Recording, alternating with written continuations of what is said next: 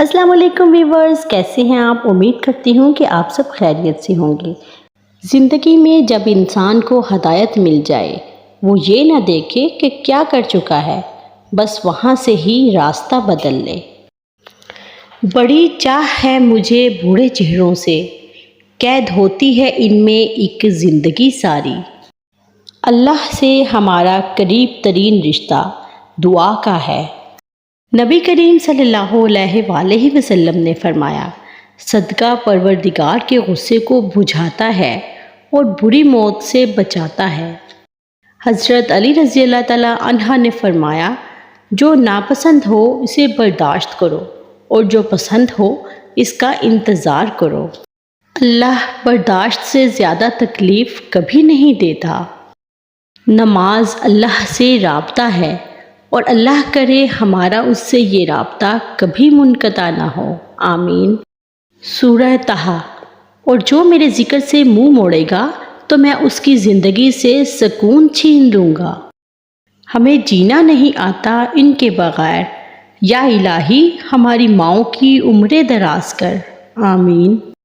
دنیا کی 3 خوبصورت ترین خواتین، میری ماں، اس کا سایہ اور آئینے میں اس کا عکس، اور میرے لیے میرے کام کو آسان کر دے۔ انسان جو زہر دوسروں کو دیتا ہے اسے چکھے بغیر نہیں مرتا، اس لیے احتیاط کیجیے۔ چھوٹی سی زندگی نے سبق پڑھا دیا کہ رشتہ سب سے رکھو لیکن امید کسی سے نہیں۔ دلوں میں فرق پڑ جائے تو اتنا یاد رکھنا، تمام دلیلیں، منتیں اور فلسفے بیکار ہو جاتے ہیں۔ ہو سکتا ہے جن دروازوں کے کھلنے کا آپ انتظار کر رہے ہیں وہ اتنے کھوکھلے ہوں کہ کھلتے ہی ٹوٹ جائیں، اور پھر اللہ پاک کے فیصلے تو بہترین ہوتے ہیں، بے شک وہ 70 ماؤں سے زیادہ پیار کرنے والا ہے۔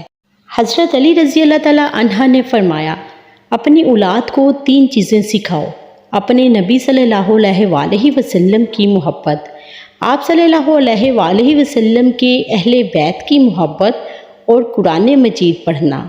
کبھی کبھی رویوں کے پھندے رشتوں کا گلا گھونٹ دیتے ہیں۔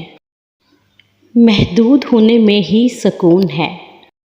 جب اللہ تعالیٰ کسی بندے سے دوستی کرنا چاہتا ہے تو اس کی زبان پر اپنا ذکر اور دل پر اپنی فکر کے دروازے کھول دیتا ہے۔ اپنے رب کے علاوہ کسی سے امید مت رکھو۔ حضرت علی رضی اللہ تعالیٰ عنہ نے فرمایا، غریبوں کے ساتھ بیٹھا کرو تاکہ تم شکر گزار بنو۔